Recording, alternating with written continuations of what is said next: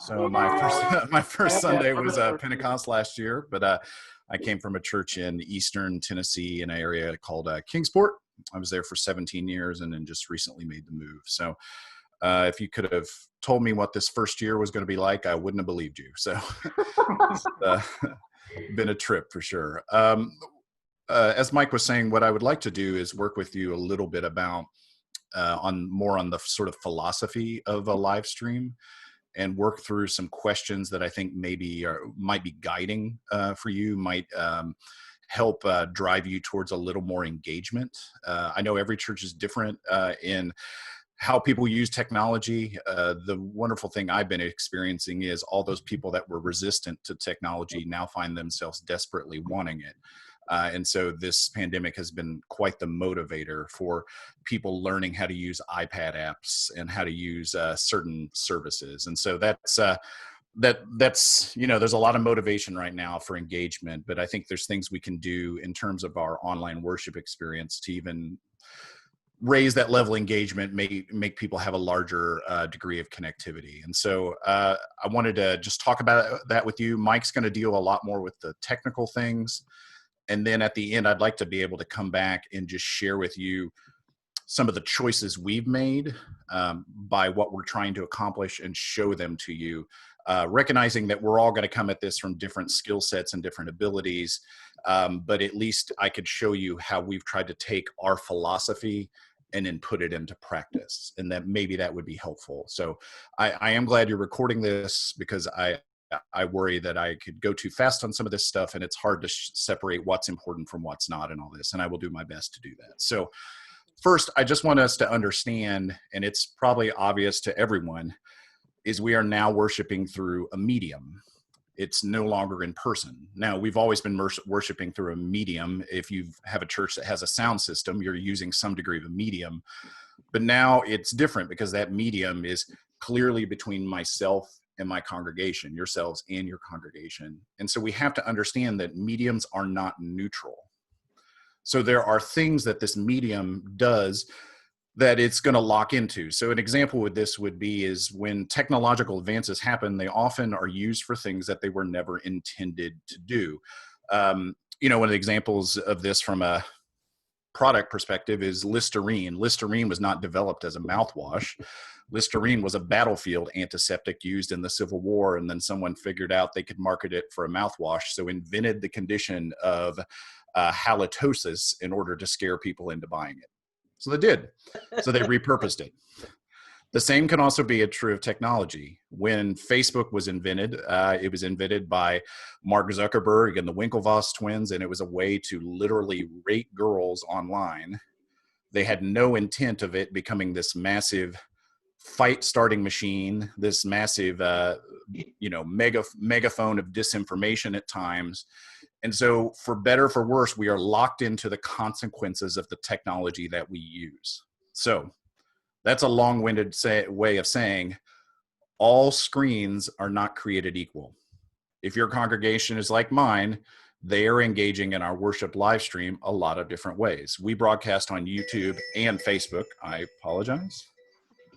My phone is ringing. I got a new phone and I don't know how to mute it. So, which shouldn't inspire confidence to you all. So my congregation will participate in worship on an iPad. They'll participate on a phone. They'll on a computer. We're finally to a point now that because we stream on YouTube, over half of our congregation has the app on a TV and is now watching the service on TV. And so they're engaging even in funny ways with that. It's not uncommon for many members of our church to participate on the TV while also having their phone out chatting, which is very funny, because that home has, 3 or 4 devices running at one time to try to participate in worship. Some people are doing that on YouTube. Some people are doing that on Facebook, that all these different things. It's very complicated. But I think it is important to understand that the way we interact with screens has dramatically changed over time. Theaters have shut down, but that hasn't necessarily stopped movies, because movies have become now democratized in a way. We have Netflix, we have Hulu, we have new HBO Max, the competitor to all these things launching soon. And we had a service that actually launched over this pandemic that is called Quibi. I don't know if you've ever heard of this, but it had millions of dollars in venture capital invested in it. And its supposed trick was, so many people watch videos on their phone. The idea is you could watch a video like this, and all of a sudden when you flip your phone, it would zoom in so you could watch it vertically, because so many people are watching movies in so many different ways. There was a joke that was floating around on the internet a few months ago when it was talking about the Scorsese film that he released exclusively on Netflix. I believe it's called The Irishman.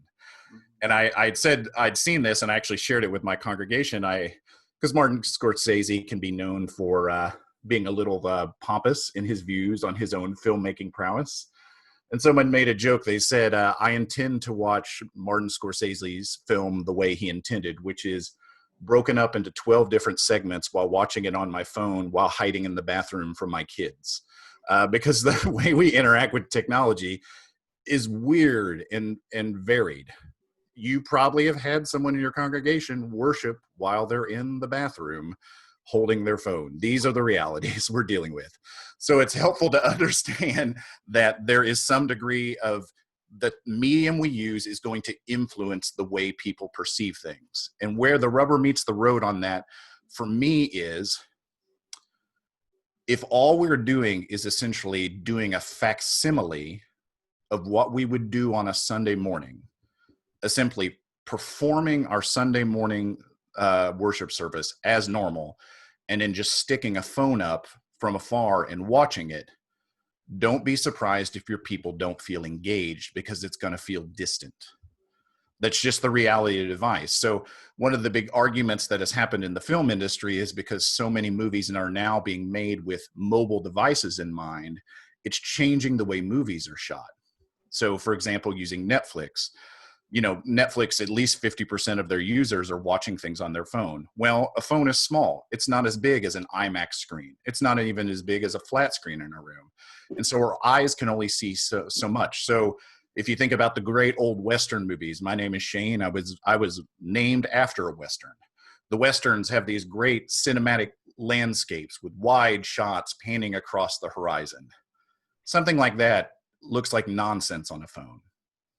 Does that make sense? Yeah. And so movies in some ways, particularly if they are made for Netflix or streaming or YouTube or any of these things in mind, are mindful of what the eye can perceive in the way people are interacting with them. So I think it's important to understand that you are using a medium, and that medium, whether you want it to or not, is going to affect the way your people interact with worship. Even if you do a perfect job of recreating what you've done on a Sunday morning, the medium is going to color their experience with that. Even if it sounds great and everything is clear, it still has the possibility that it can feel distant from people because of the medium. So that to me raises the question of, what do you want your worship service to be?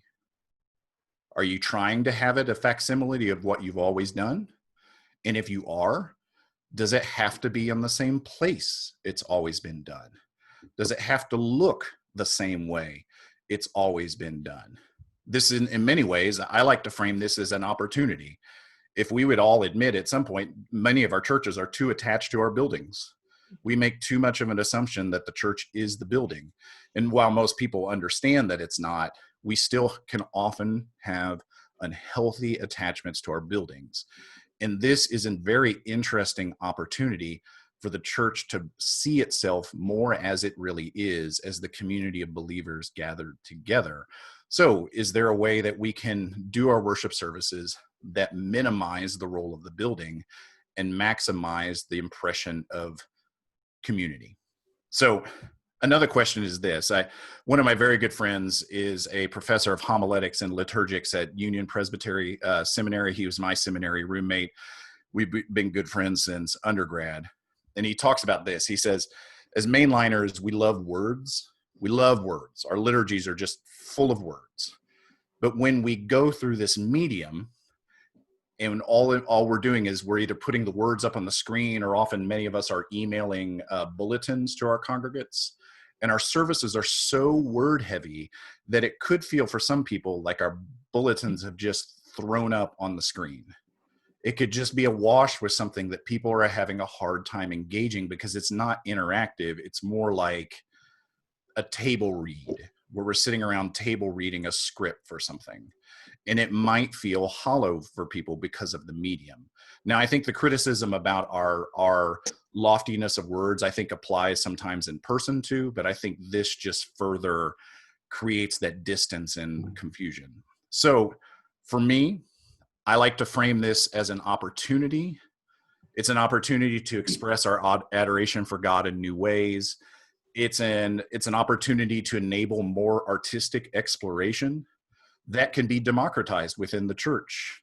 There are people that might have talents within your church that if you would only but ask, they would be able to utilize those things to express this, frankly, work of the people in a new way. And I think the other thing is we need to be playing the long game here as leaders in churches to recognize that we're not going to go back to normal. That's not possible. Because of the scale of this thing, what we're looking for is the next normal and the next normal. And we all play an active role in trying to get us to a new or healthier norm, whatever that is.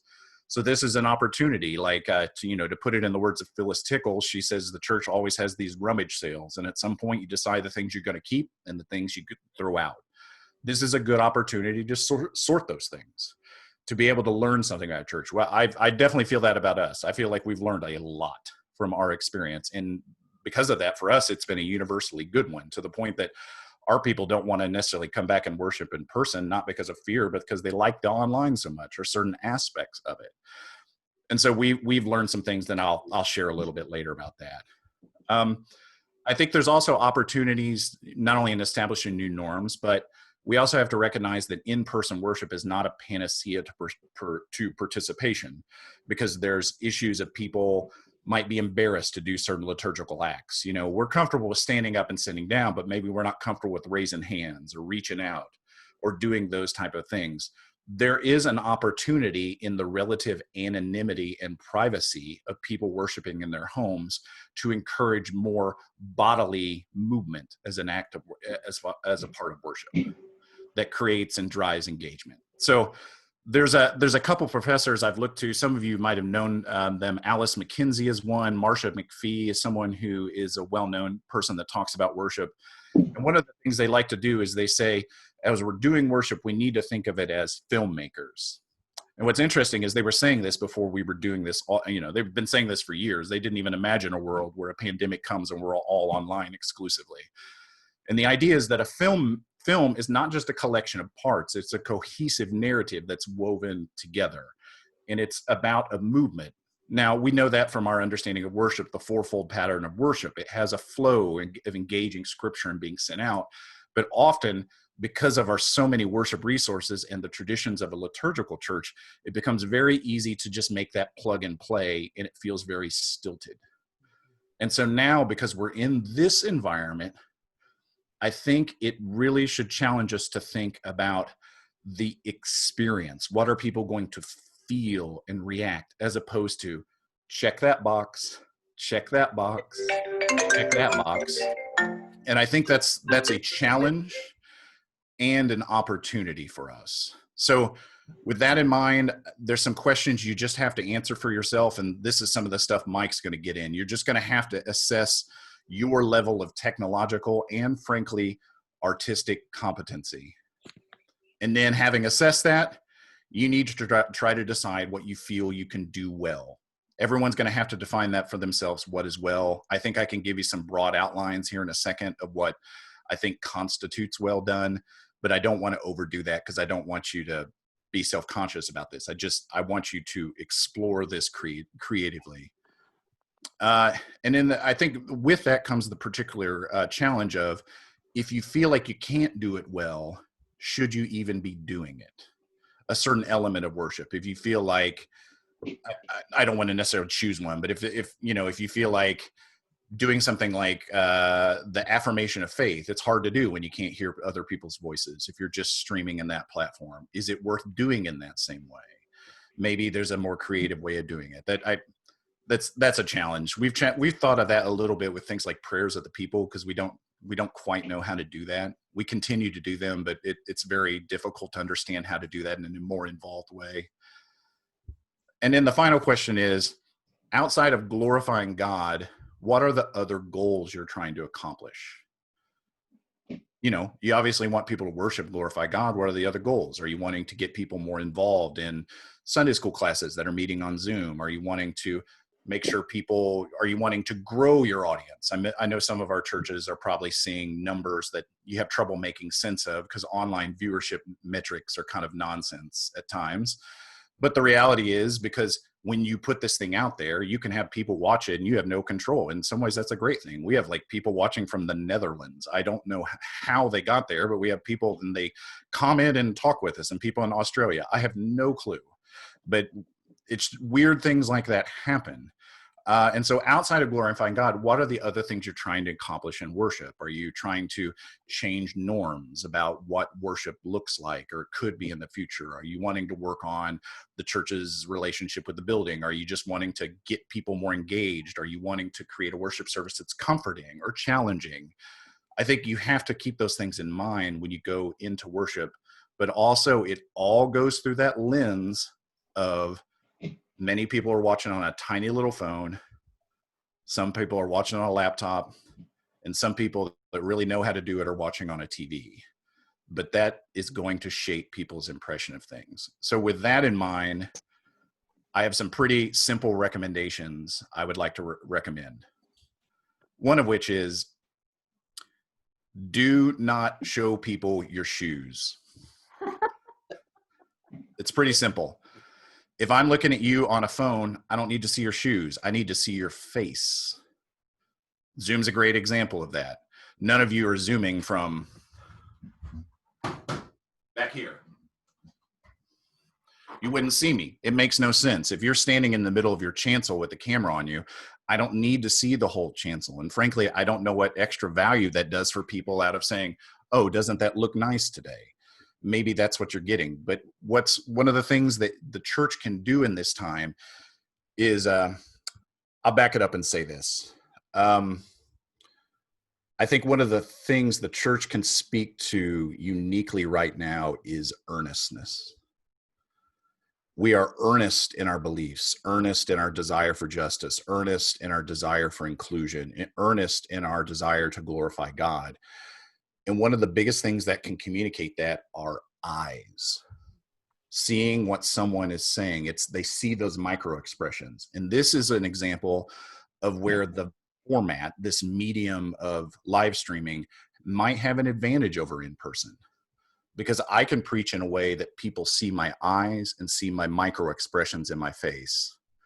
Whereas on a Sunday morning when we got 150 people and some people are in the back of sanctuary, and the closest person, if your church is like mine, the closest person is still 4 rows back. They're not getting those same sort of things. So that would be a recommendation I would do, particularly for preaching. Preaching is always going to be the highlight of online services because there's just certain things that don't translate as well. Organ music, it doesn't translate as well. It's a static, it's not rhythmically driven, so the speakers don't even broadcast it very well.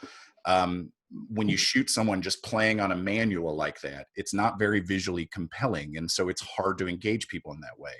I'm not necessarily telling you not to do it. I'm just saying you have to be mindful of what's more engaging or not. But someone speaking to you like this is much more engaging than someone where you see their whole body and you can barely make out their face. That's one. Now, that also comes with another advantage, and this is something Mike and I talked about, and he will get into in a bit. I think there's a tree of priorities in terms of what you can technologically accomplish. And number one, above all things, is audio quality. It's the most important thing. You could have the most beautiful sermon or video sermon live stream ever, but if people can't hear it, it's worthless.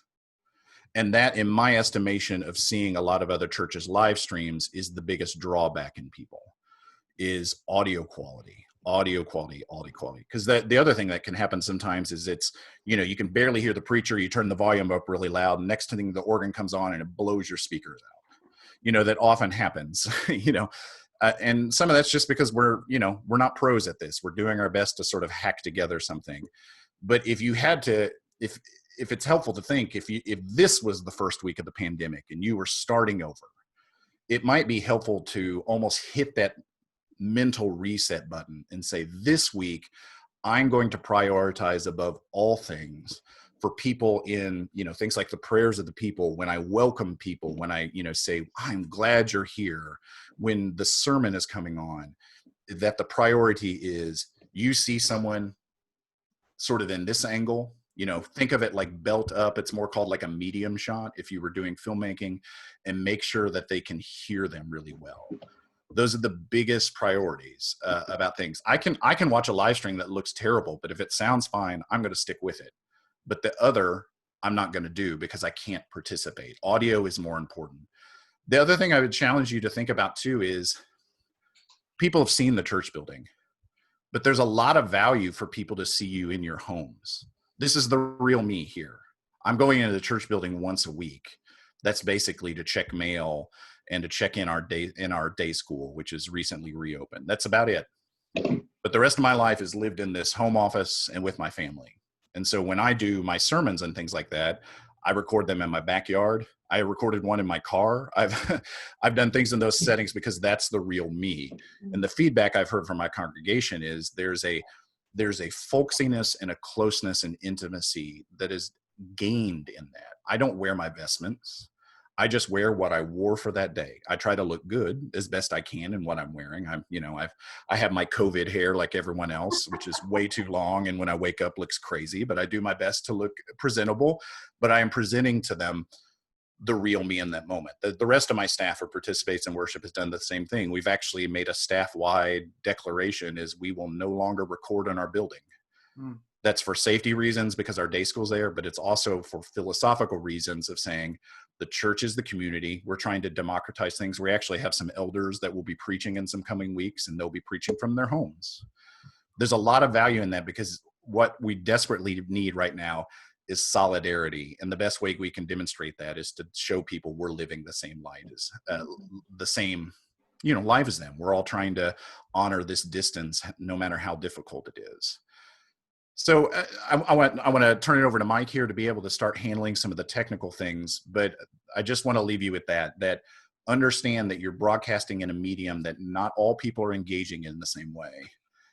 And that if you want people to interact, which worship should be interactive, it's not television watching. We would all argue that this should not be television watching. It should be stimulating and interactive.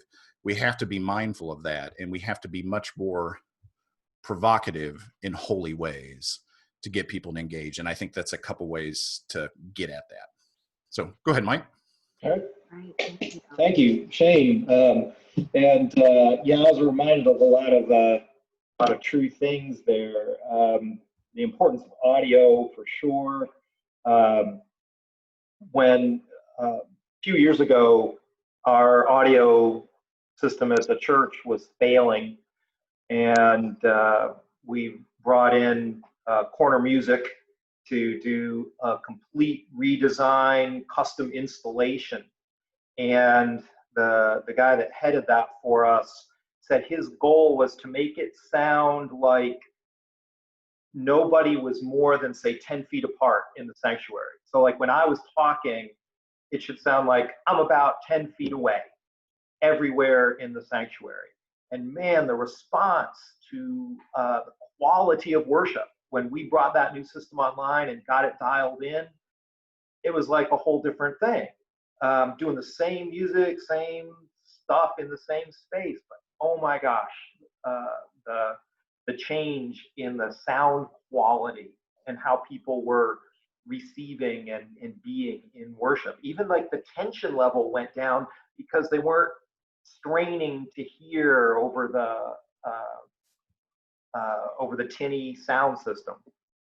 I think the same thing is true for obviously for the online worship, and that's one of the things that I've been working on with our worship. So with Downtown Church, we immediately went to when we immediately went to online worship. It really was the easiest way that you can possibly do live streaming. So place where you can begin is live streaming from your phone through Facebook Live. And that's all we did. This phone pointed at a music stand where I stood and one other liturgist stood, and that was it. That was our worship experience. And we did that pretty well for 2 weeks. We had an organist in the background, and we might try to pan the camera up a little bit, but it was really just the phone running over the cell network, Facebook Live. So that's from a technical standpoint, that is the absolute easiest way to make this happen. Now, when we moved to my home as the worship site, and you can go on our church website. I'm gonna drop that into the chat here.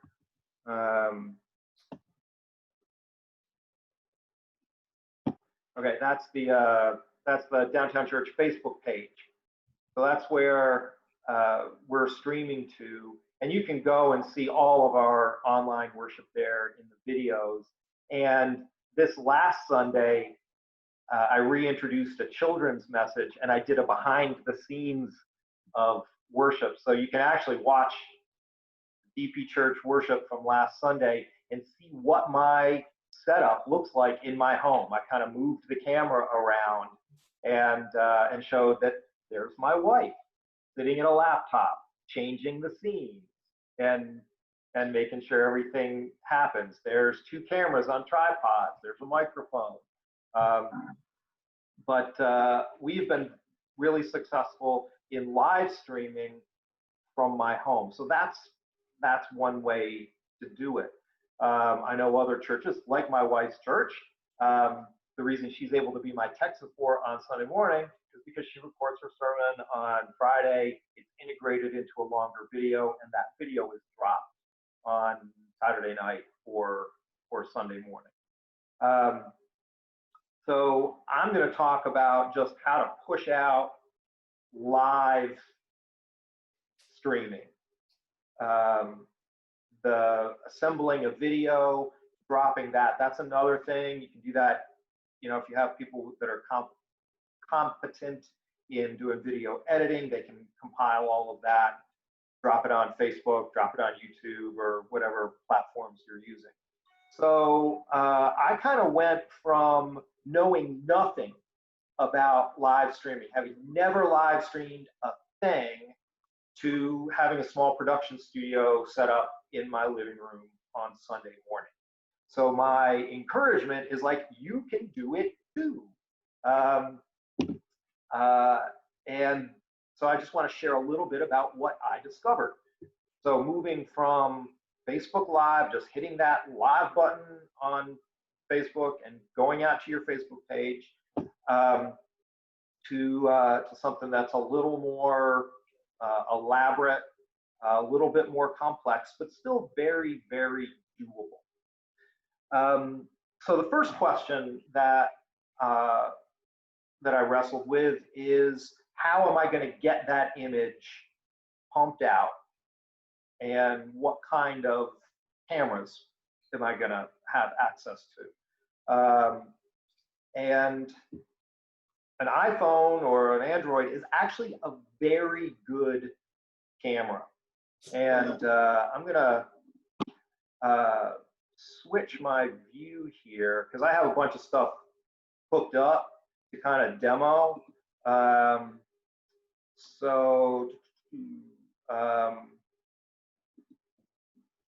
Okay, so there the perspective changed, right? On me. And so that's an iPhone 6 on a tripod that is connected by my home Wi-Fi network using a program called EpoCam, EpoCamm. An easy app. I think I paid $7 for the HD version of it, and it transmits the video over the my home Wi-Fi to my computer, where I can then send that video anywhere I want. And I'll get to how I push that out. But that's my main camera, an iPhone 6 that we had just lying around after Mary Louise got her new iPhone. I was able to figure out what was wrong with it and revive it, and now it's our main video camera on Sunday morning. Does great video. Whole feature films have been produced on an iPhone 6. You can get them now online for $80, and that's a perfectly fine choice as a camera, or whatever iPhone you might have. Epicam feeds into your computer, and then you can distribute the image wherever you want. I'm going to go to another image here. That goes. Okay. So there's another image. Now you can definitely see that the image quality has changed. That camera is over there. That is a GoPro knockoff. So you may be familiar with the GoPro action cams. GoPros are really nice. They're also really expensive. I got a knockoff for $80, and that camera is hardwired. I have a USB cable running, that USB cable, running from that camera into my computer. So there's another potential solution. In fact, on Sunday, I have both of them running. One is the primary and one is the backup in case the Wi-Fi goes down. I tried to get it even a third input happening, which is running into my phone, but not. But I can't seem to get it to push out to Zoom. But I've got it actually over on another. See if it dialed in here.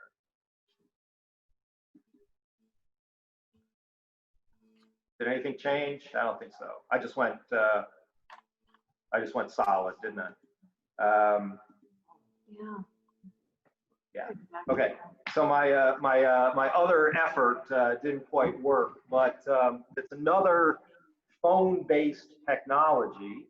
So I've actually got it running in. So there I am pointing it at myself, and it's actually running over to an external monitor, which you can't see because I don't know which camera's pointed at which now. But I have another monitor over there. So there are multiple ways that you can get video into your machine. The easiest way is using technology you probably already have, a phone. Next cheapest way is a GoPro or a GoPro knockoff. You can also use other kinds of video cameras or a DSLR, a digital camera.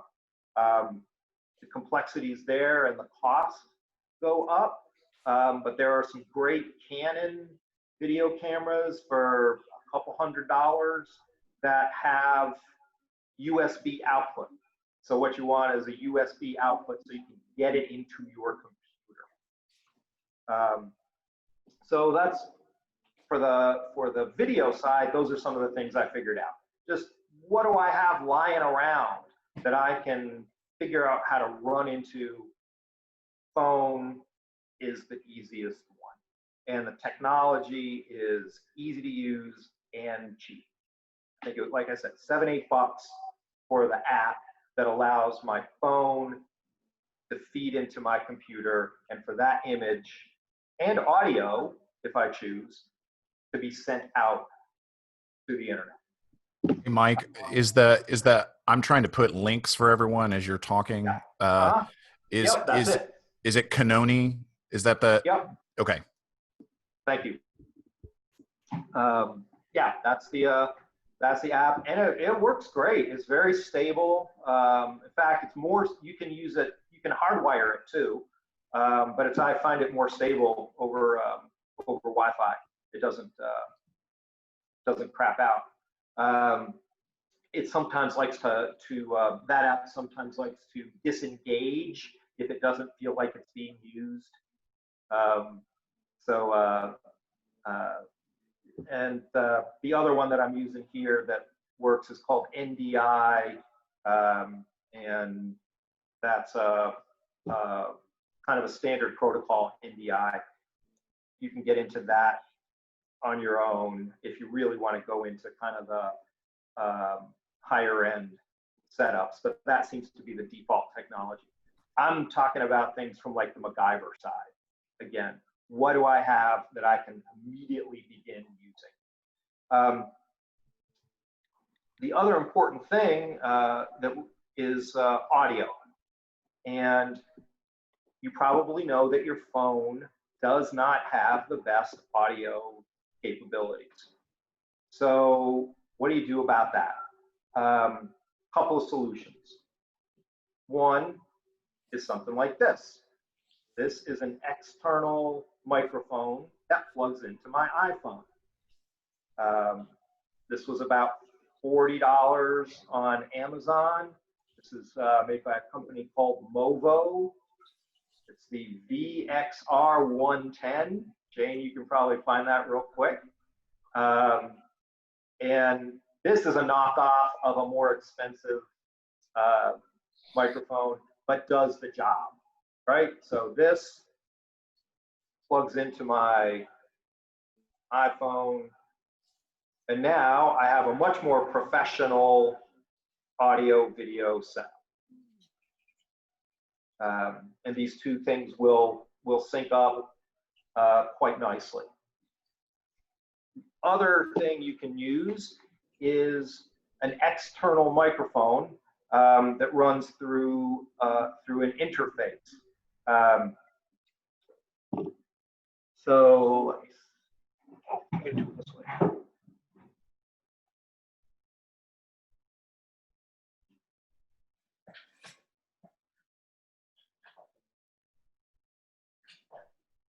Okay.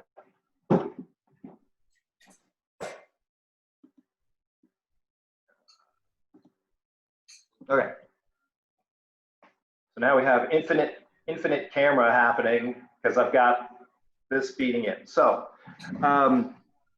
so my audio solution that I use on Sunday is to use an external microphone. Let's see, this microphone.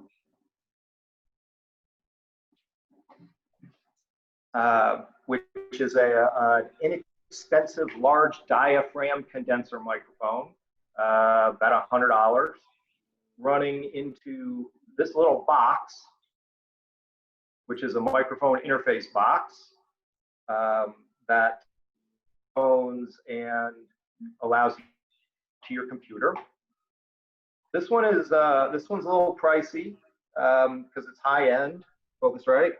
But you can buy a $50 one from a company called Behringer that does a great job. Microphone feeds into that box. That box feeds into my computer.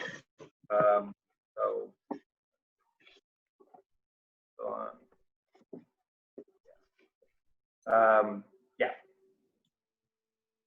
So again, I just got a little gizmo that plugs everything into my computer. So this is all cobbled together from the various bits and pieces of things that I have at home to get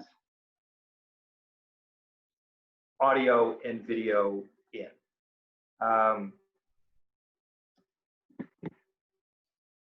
So that's how you get the pictures and the sound, or some ways to get the pictures and the sound into your machine. The next step is pushing the things out to the internet.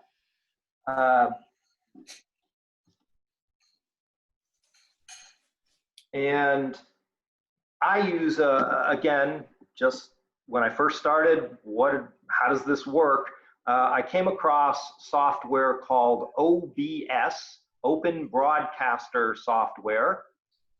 And that seems to be the one of the standards for recording and live streaming video. It started out as a platform for gamers to record and broadcast gaming videos. But it's a full-featured production studio. It's free, and that makes it very attractive. And it works just like higher end or professional software that might be used in a TV studio, taking different kinds of inputs, pushing that out to broadcast. And I don't know if I can do screenshots here. Let's see.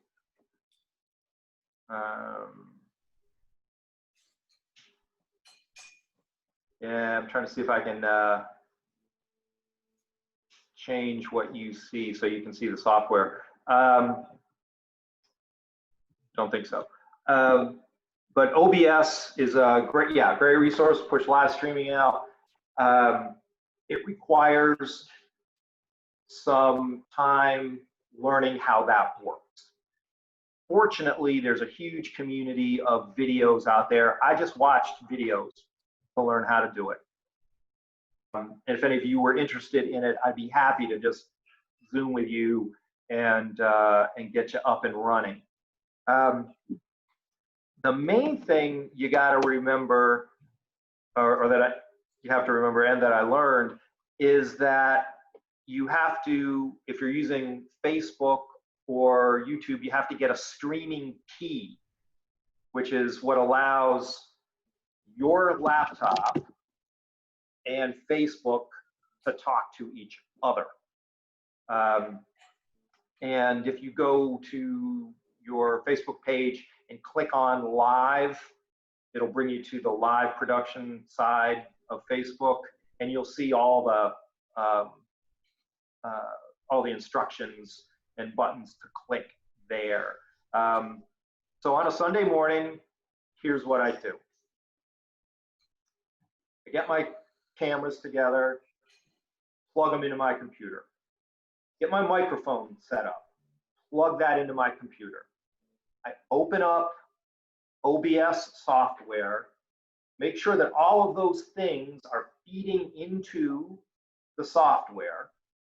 I go out to Facebook, get that day's streaming key, copy that, come back to OBS, plug it in, then I hit start streaming on OBS, and then Facebook will recognize that I am trying to stream something, and then I hit go live, and it goes out to the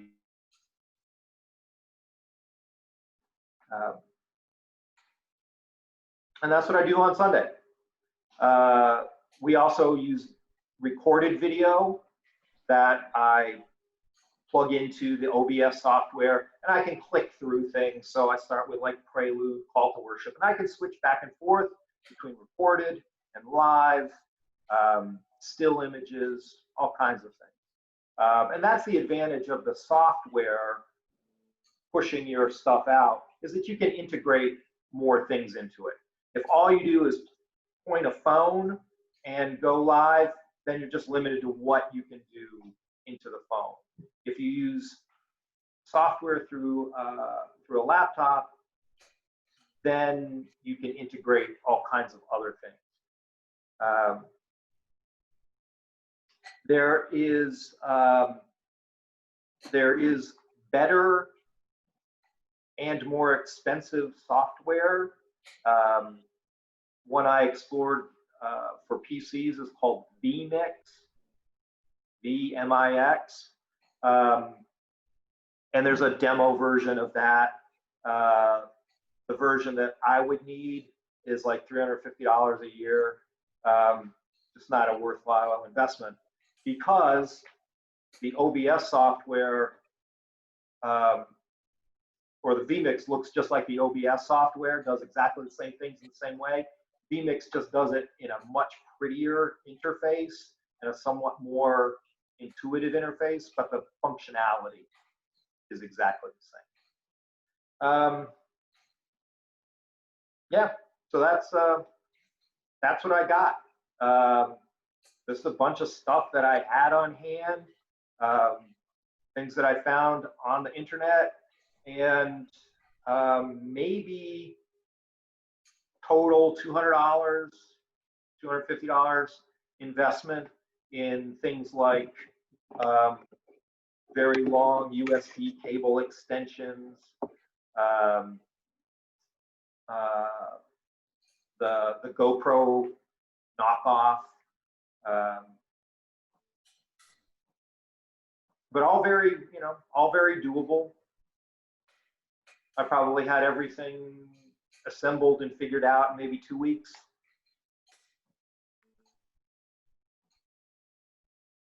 So, any questions?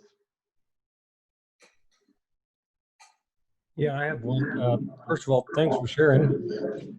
Are you able to track viewers or monitor who's viewing or how many are viewing?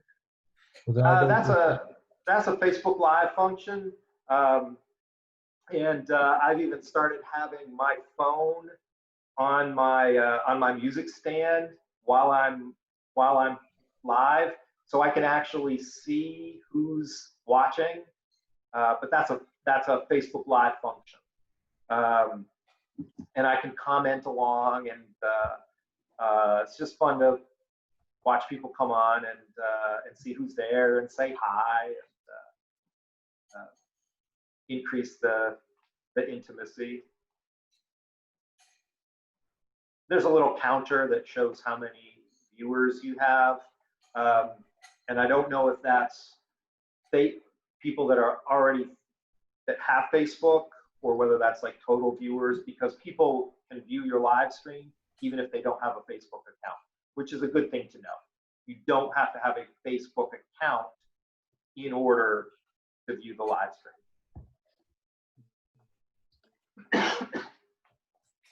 And the software that I use will push out to other services like YouTube, Twitch, Vimeo, and Twitch, I imagine. Yeah. Yeah. There is a limitation where the Facebook and YouTube don't play well with each other, and so we use a service to work around that, because for us there was a lot of value in dual streaming. But just be aware, if you're thinking to yourself, oh, I'm gonna game the system and I'm gonna stream to YouTube and Facebook at the same time, you would have to pay a third-party provider that can do that through their system, because they just don't play well with each other. Yeah. And I was looking yesterday, just poking around online, looking for an answer to a video question, and came across a church live streaming resource site, and this guy put together a nice system for about $2,000 if you wanted to invest more and get a dedicated camera with pan and zoom and tilt, an audio interface, microphone, subscription software, which, if you really wanted to make the plunge, even $2,000 might be a reasonable investment to have a really high quality live stream. There are some I would describe them as all-inclusive solutions for this. Yeah. One of those is called a Mevo Cam, and I'll just put that in the notes if you're interested. It's really sort of tailor-made for moments like this. It almost looks like one of the original Amazon Alexas that was just a kind of like a pillar. We used one for a while, and people would ask us all the time if we were just sticking an Alexa in the middle of the sanctuary, but it wasn't. It's basically its sort of genius is it takes a really wide picture, it shoots in a really high resolution, but it uses machine learning inside of it to recognize faces and will crop and cut to those faces. So if you thought about like of a panel discussion, if you had 4 people sitting in front of you in a panel, it would try to focus on who was talking and zoom in on them. And then when someone else starts talking, it cuts to somebody else.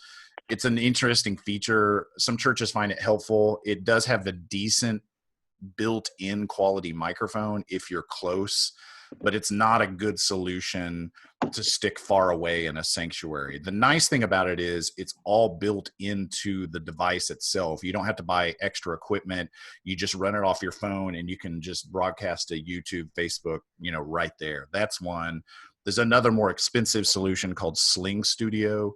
Yeah. It's what my church uses when we were meeting in person. We do a different process now, but it allows you to, very similar to what Mike was describing, I just got a bunch of congregants' old phones and it all connects to the system, and we'd stash phones all around the sanctuary. And then I had a college student that was essentially running it. It's like, oh, the organ's playing, cut to the organ cam. Oh, the band's playing, cut to the band cam. Oh, the preacher's preaching, cut to that camera.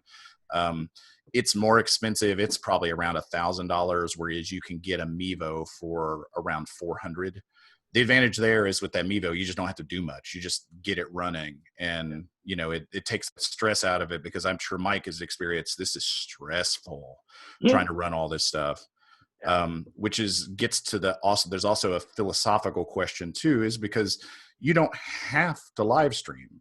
You could actually, like Mike was saying, his wife's church there at Second is pre-recording. We pre-record, we're done with all of our stuff by Thursday. And then we just set up a premiere time where people can, we stream at 10:30, people can see it then, and then again at 6. And so that's always an option. If you feel like you can't pull off the higher wire act of all the live streaming, unless you're actively engaging with people that are talking to you in that Facebook chat, there might not be much value for you doing it live, because you might be able to record it and control the product a little better, particularly if you have like a MacBook and you have access to something like iMovie or something like that, that gives you a little bit of tools to do some editing. Even if you're a novice, you might be able to find a teenager or a college student that would do this for you pretty easily, because they just, they were born with phones in their hand that they know how to edit with. And so that's resources you might have available to you. Leonard, were you gonna ask something? Yeah, Mike, you had mentioned that you don't have to have a Facebook account to view on Facebook. How does that work? You just go out to the link, and it'll just pull up the page, and you can't do anything but watch. But you can, we just have the link out to our Facebook page. We put that out there. Anybody can click on it, and they'll get the stream. Cool. Didn't realize that. Thanks. Yeah. You still have to get the link into people's hands. Yeah. Because they won't be able to find it without that. Yeah. Okay, so I downloaded the app for the EpoCam, Yeah. and it's still connecting. Does it take a long time? Okay. On the, if you're trying to connect to your laptop, Phone. let me just pull up. I just got the app and it said open. Right. I opened it, and that's what it's doing. Yeah. Probably need the program installed on a laptop. You need to have a viewer that's installed on your laptop. That's okay. So.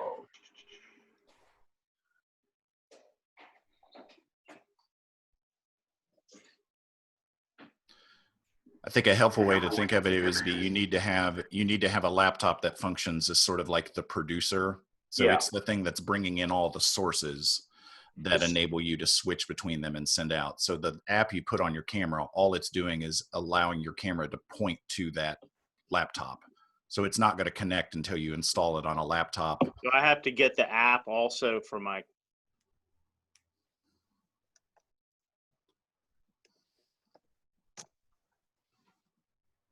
EpoCam viewer.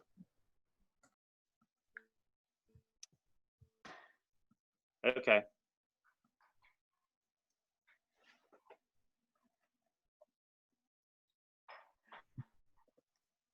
Any other questions while they're working on that?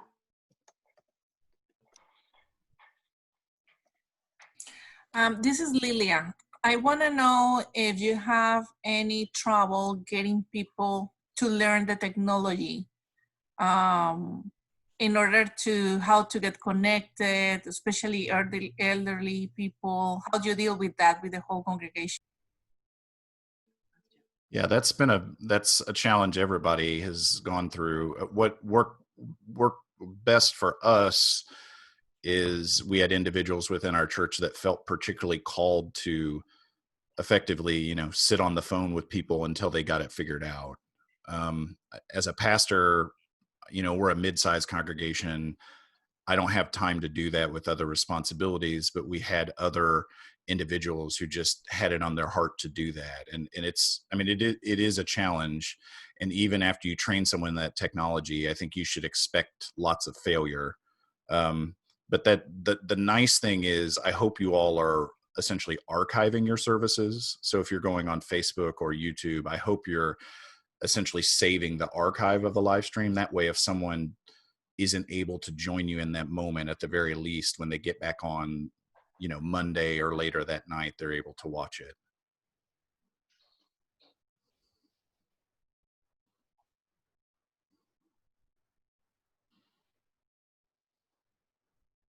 What you've said has been very helpful. I've made a lot of notes. Can each of you estimate what you have spent in putting together the equipment you're currently using?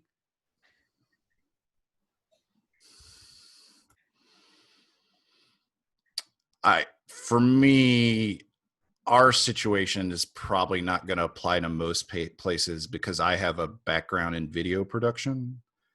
And so we're using $20,000 of video gear because we're professionally recording and down mixing and everything. Our audio, we have 4 4K cameras. We're not a good comparison for places, but that's just because of my experience and what I bring to the table. But there's lots, you don't have to spend that much. I try to put some links in there. There's phones, honestly, you can get a lot with the phone if you frame it correctly. A phone's not going to look great when I see your feet, but a phone, these type of angles, you can get a really, really clear picture, particularly if you pay attention to lighting. Just something as simple as sitting by a window does a great job. If everyone can see Rich, I hate to call Rich out right there, but Rich is sitting in a way where, as you see, the sun is coming on one half of his face, which creates a more dynamic look. Ross, yours is doing that as well. That sort of thing, just something as simple as sitting by a window creates a highly viewable environment. The big bugaboos, particularly with phones as cameras, is you have to be very conscientious if there's light sources behind you, because then if a light source is behind you, the phone will try to compensate, and then all of a sudden your face becomes non-viewable. So that's a simple little thing. Just sitting by a window really can get it done for most people. There's no need to buy thousands of dollars of lights. Just, a good window is going to get it done. Great. Thank you.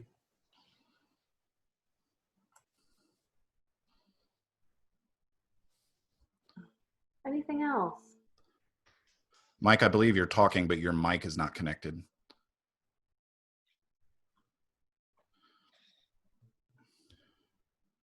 Here's an ethical question. If you buy and use a knockoff camera, are you complicit in buying and supporting a company that is being unethical? And I'm just joking. I'm just kind of having fun with you. But someone was mentioning you're buying these knockoff cameras. Yeah. If you all have a couple minutes, I'd love to share with you just a couple little things that I feel have been helpful for us in getting people to engage more in the live stream. And I don't know if I have the ability. Do I have the ability to share my screen? Do I have permission to do that? Let me try it and see. Okay. Yeah, it's disabled. Okay, let's see. I think if you pull up the participants and you click Oh, on yeah, me. that's right. Thank you. One of the big things, it's one challenge just to get people there. it's another challenge to know they're there, because, you might be in that situation where, you're seeing the number counter, the little eyeball with the number next to it on Facebook or in YouTube. You see that, but you don't always know who those people are unless you're friends with them. And then, on top of that, they're not necessarily interacting or chatting. And so, one thing I think you could really do to just sort of drive up your engagement is there's just some little tricks, and hopefully I'll have the ability to do that here in a I'll second. try it. There it is. You got it. Okay. So, what I'm going to do is I'm just going to very quickly, run through our Easter service just to show you little bitty things that you can do that require no technological expertise. It's just trying to do them. So one thing I think is helpful to keep in mind is most of your congregation is not just sitting there at, like, let's say our church starts at 10:30 a.m. Well, it's a lot to ask for people, to everyone who's going to attend our worship service, to be there right at 10:30 a.m. and wait for the stream to cut on, because on Facebook, you can't even click on anything until it starts streaming. YouTube, if you're using a dedicated live stream channel, at least people can go there. But one of the challenges, you just can't start your stream and get going, because then most of your people won't even find it yet. You have to actually kind of onboard people, get them there with you.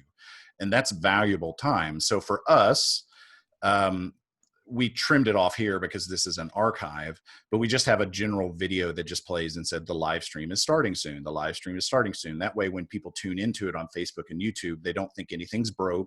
If they show up at 10:15 or 10:20, we start ours 15 minutes before we even actually technically start the service. And it's because people get in there and they just start chatting. They use the chat function on Facebook and YouTube. And part of that is because we've trained them for that. One of the very first things we do is we always have a host, which is typically not the person who's preaching. The person you see here is Amy Dillon. She's my director of discipleship. If I'm preaching, she's playing the host. If she's preaching, I'm playing the host. And the idea is we just want to tell people welcome. We want to say, hey, thanks for coming here. We want to give them a heads up if we're doing communion, or a heads up if there's something big coming up. It's a chance to do announcements. The other thing we do is we ask people to answer provocative questions. And I don't mean provocative as controversial, but it's the type of stuff that people just want to yak about. So one of those is a couple weeks ago, Amy shared something about, she didn't know how she would get through this without tons of coffee. So what's your sort of guilty pleasure through this? And she'll say, what's your guilty pleasure for getting through this? Or what have you been watching on TV? Or this last Sunday, she asked, what's your favorite board game? And the idea is to get people participating in that chat the second they get on there, because all these great things happen. They'll say, oh, that's Mary. I see Mary's here. Hey, Mary. And then this more organic conversation begins happening. Some of your churches might already be doing this, but my suspicion is they kind of need permission and familiarity with that chat function, because not all of us are YouTube's the #1 platform for kids under 25. It's 10 times more watched than the closest network. So it's natural for them, but for the rest of us, it's not so much. So that's one thing we do in that interaction. The other thing we do that is our worship services always have countdowns, because if someone shows up, then they know the service is coming up, because even though our service starts at 10:30, it doesn't really start at 10:30. The welcome starts at 10:30, but the actual service starts a couple minutes into it. And so we do that just because the understanding is that it's like normal church. Even though they're at home and the commute is considerably shorter to church, people still find ways to show up late. And that family that showed up late in person is the same family that's showing up late online. And that's just the reality. So we do that. After we go through that, there's always a brief welcome back. Just, hey, we're back, so happy you're here. And then we launch into the service proper. We're doing everything pre-recorded. Like I said, we go through this whole production process. It's a mess. It's an enormous time drain. We have the resources to do it, and it's a creative project we like doing. Here's an example of sermons, and this is an example for us of where we allowed the medium to allow us to be creative. So using the Easter story this last year, we tried to really key in on the idea that this is a story that the understanding of Jesus begins to widen. They get the fuller picture as the Easter day goes on. And we felt like there's a way we could capture that on an online stream in a way that we couldn't in person. And so we literally chopped the sermon up into 3 different parts, and we tag teamed it because this year was more about the women who are at the tomb. And so I said to my director of discipleship months ago, I was like, I'm not preaching about this. You're preaching about this. I'll handle the part of the male disciples in the middle. And so here's Amy. She begins, this is the first sermon. It's just like 5 minutes. She does that. And it's interspersed. Here's a time of prayer where I am wearing vestments because it's Easter. Scripture reading. Here's an example of I preached a sermon in a car, which my wife did not like. Everybody else in the congregation thought it was interesting, but we did this.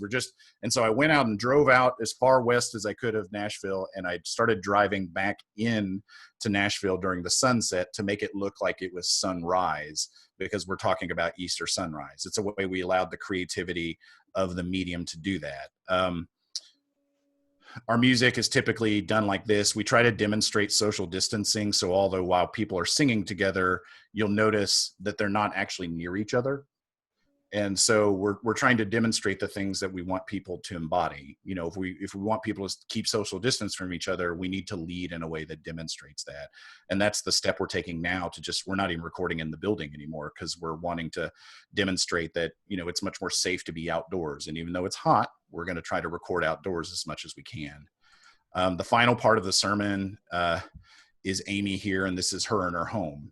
And this is an example of what a medium shot is. You can see her eyes, you can see her face. And so when she preaches with earnestness, you feel it, you feel that intimacy of being closer. And so that's something we saw as having a lot of value. Here's the last thing I will show you in terms of how we were allowed to use the medium for creativity. We're trying to, we're all having to deal with, how does the church deal with stewardship and all this? If your church doesn't do online giving, this is probably a time you should get on that. But we also we do a time for gratitude every service. We always frame our stewardship within gratitude. It's another chance to engage with people. So we always ask people to share in the chat section what they're thankful for, which is another way that we get people jumping in and chatting and everyone sees each other. We also do, even though it feels weird, we do a piece of Christ every week. And we actually tell people to, do it in the chat section. We encourage people just to text people. We've even joked a couple weeks and we said we should do some holy crank calling, which where we encourage our members just to call people and say piece of Christ and then hang up real quick and then call other people and do the same thing. Because we've tried to have there's a lot of value for that sort of playfulness with worship right now. And I think that's a way, we were trying to do that.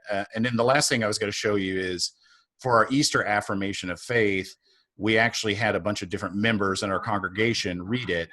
And they all shot individual videos, sent it together, and then they said the last part in unison. And so here's a bunch of different members just finishing out they were finishing out yeah. Breaking the power of sin.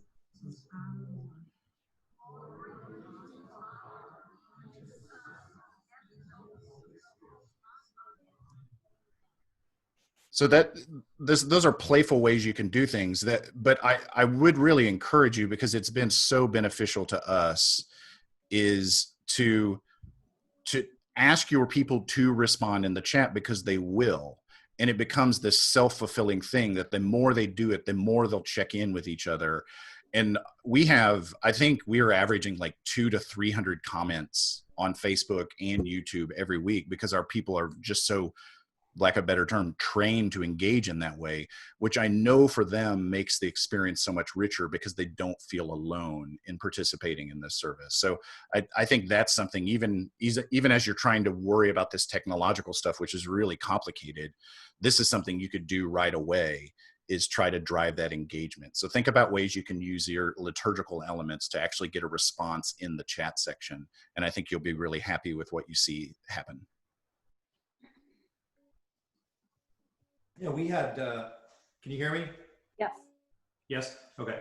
And this is a good example. I switched the microphone input to a different microphone just to see if it would work. Yeah, we had good success with just having people record "Peace Be With You." Just pointed my, "Peace be with you." Edited that together, dropped it in. It's cumulative. I add new ones each week. Oh my gosh, the response was just fantastic. Just to see each other doing things. Yeah, just recording, having people record different parts of the worship service, dropping them in so they can see each other. And that chat room, I agree. Watching those things flow through and seeing people greet each other and see each other and check in with each other. Yeah, don't be afraid to ask your people to share your worship service as well. We're begging every week because, the algorithm of Facebook, it works that way. There's a priority of things so that, live streaming video is their highest priority in their algorithm. So it's going to be shown before other things. And so when you get your people to do that, we've said to people before, something as little as like 4 people sharing it could like triple to quadruple the amount of exposure of a worship, if not even more, because of the exponential growth of those things. So don't be afraid to ask people to share it, because you'll really be surprised. They'll do it and it will be really helpful for you.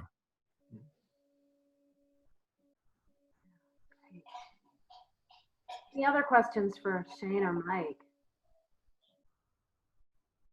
I know we had a few people join us later, and we did switch this one to 2 o'clock rather than 3. So maybe that's why some folks, we had them trained to come in at 3. So my apologies, but we did record this session if you did jump on a little late, and I'm learning how to take that Zoom recording and save it in a different format. So I'm learning here too. So. Hi, can I help you?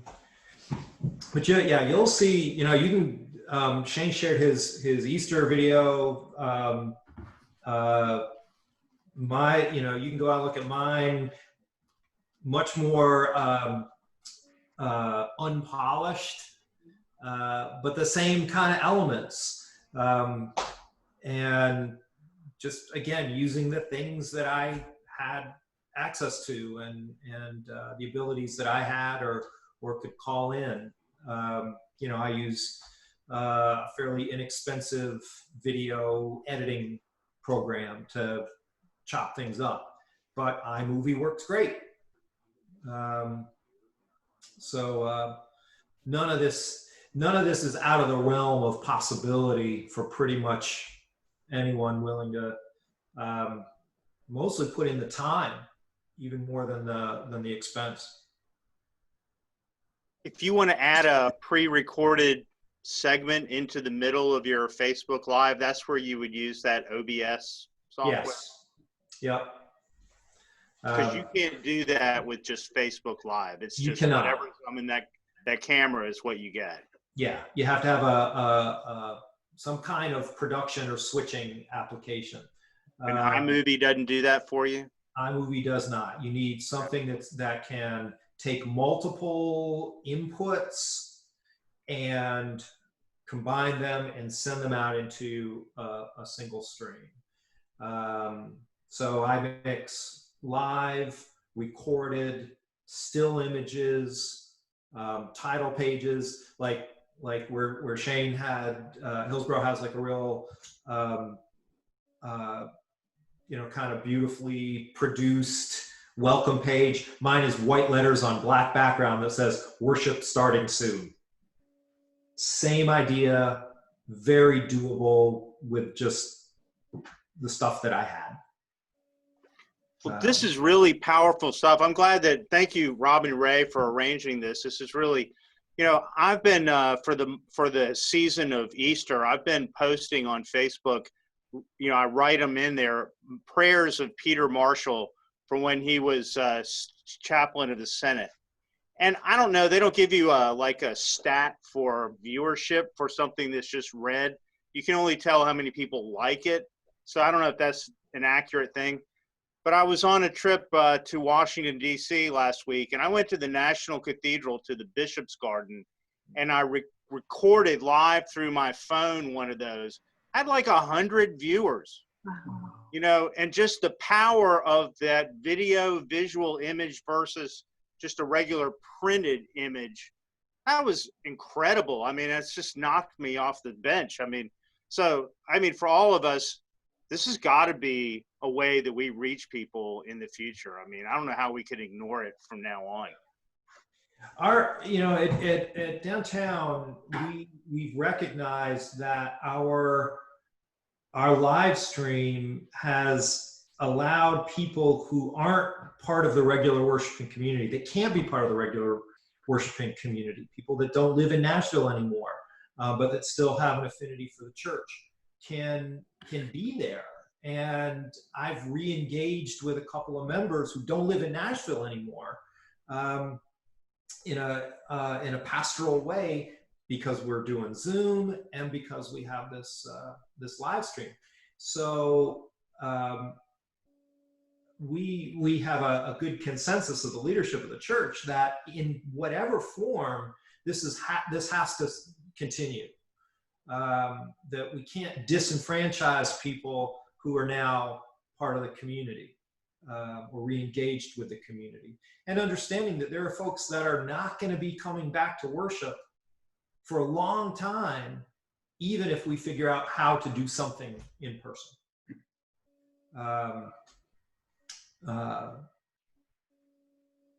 So yeah, just coming back around, Shane and I just have kind of two different approaches. His is a congregation that has invested in this and already had the infrastructure and the skills and the hardware and software in place. I just started with, like I said, like a phone and just hitting the button and then figuring it out. I just figure if I could do it, you can do it too. I think authenticity and clarity, and I mean clarity as in people can hear your voice, are the two most important things. That, you know, if you think of it from a younger person's, you know, perspective, so much of their life revolves around apps like TikTok, which are people broadcasting themselves, Instagram, things like that. And there's actually a real movement in video production to move away from super polished things. You could have $1 million budgets with CGI things, but those things largely are going to come across as inauthentic. That's why there is a real advantage in right now of being able to communicate in an intimate way that you can't get in person. And so that's where I think the church can speak some sort of prophetic words to this day and age, because we're earnest. We believe these things, and people can see that in our eyes when we give them the ability to see it and hear it. I think one of the, when you talk about authenticity and intimacy, I was reminded of something that one of my members wrote to me about, and one of her favorite parts of our live stream is when she can hear me breathe. She said, it feels like I'm there with you when I can just hear you pause and breathe. I feel I feel present. And my wife has noted that my preaching is different.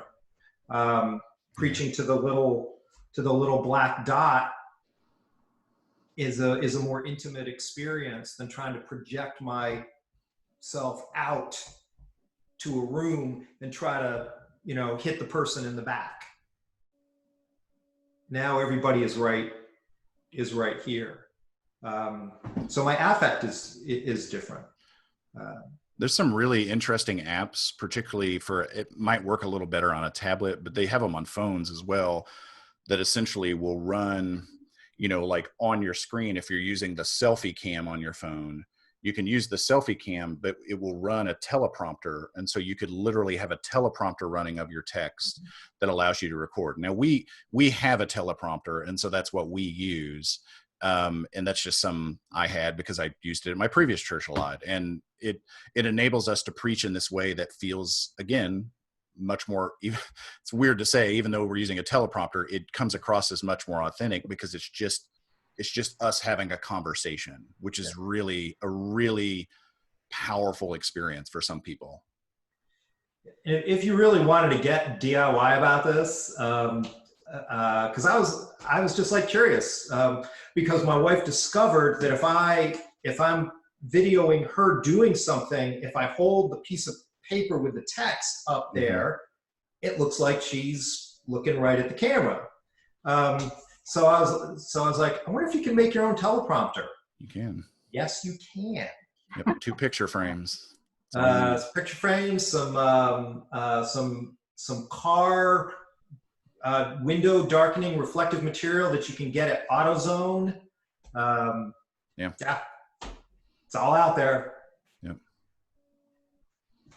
So I may have missed it, but I'm curious about the kinds of technologies that you guys are using to make all of this happen. Particularly like hardware, software, devices, things like that. Steve, there's a lot of stuff in the notes. If you have access to the chat section, there's a lot of, Mike talked a lot about his stuff. I know Robin has been recording this, and I don't know if she'll post that somewhere later.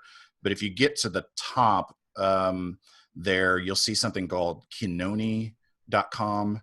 From there on down is a lot of interesting stuff about the apps Mike is using, and even things about mics and audio interfaces. I think you'll find really helpful links there. Although Mike never went into like you're using phones, but not the actual like cameras you're using. I did put a link in there for a relatively inexpensive camera, a Canon DSLR that can be used as a webcam off a computer, or you could just record to it. But there's a lot of great options there hardware wise. And a lot of us just carry stuff that's perfectly adequate in our pocket. Okay, yeah, I came in late, so I didn't see it, but I'll keep an eye out for the posting and everything. Sony has a good range of cameras that have built-in USB connectivity. Unfortunately, my Sony camera, which I was really hoping did, does not. Yeah, same here. But later generations of the same camera that I have allow you to plug right into your computer, run through a little Sony app, and there you've got amazing video quality. If you were buying a camera, now's a decent time because Memorial Day and the week after are typically big camera sale holidays. So you can get, you know, if you were looking for a camera, if you were looking to go a little more in the recording route and wanted to get a camera, you know, you can get something fairly decent in the $400 range, you know, which is, cameras can just be obscene. So. Now, this is Jason. Let's go ahead. And Steve and I joined late. We're Robert Montgomery's our pastor in Lewisburg, so we're just getting started. And someone's mentioned this vMix software, and I was curious with anyone running that, like if you had some pointers or recommendations. I think a lot of it's going to go to cameras and mics. I tried going up on the chat, but I can't read anything from before when I joined. I'll try to repaste that in. I don't have any firsthand experience with vMix. In fact, I just heard about it like the day before yesterday. It's, if I looked at the demo and all the stuff on their website, very, very capable software, does the exact same things that the OBS, Open Broadcaster software does, but it costs a lot more. What you get for that cost, OBS is free, by the way. What you get with vMix is a prettier, more intuitive interface. Things just look nicer and feel more obvious, but the functionality is the same. I got excited because the thing that I watched said there was like a $60 option for vMix, but really for what I'm doing, if I to duplicate what I'm doing with OBS with vMix, I'd have to go to like the $350 version. But for some, that would probably be a reasonable investment if you didn't want to struggle with software that has a bit of a learning curve.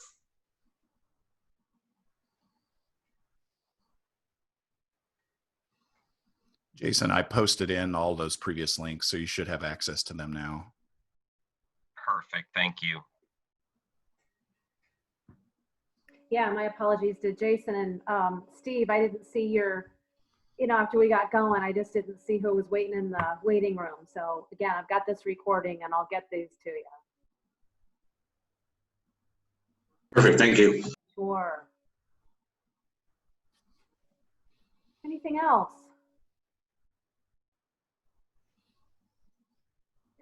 Well, we thank you, Shane and Mike. I think this has been super helpful.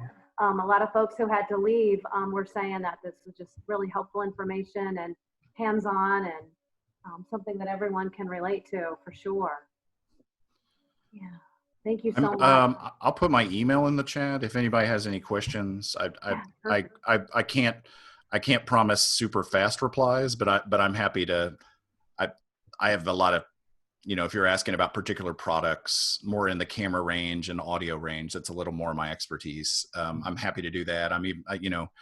The biggest thing that's helped me is I just watch a lot of other services. And so, I look at one and be like, oh, I like that. Okay, we'll do that. That's, nothing good in church is ever fully original. We're all beg, borrowing, and stealing. So.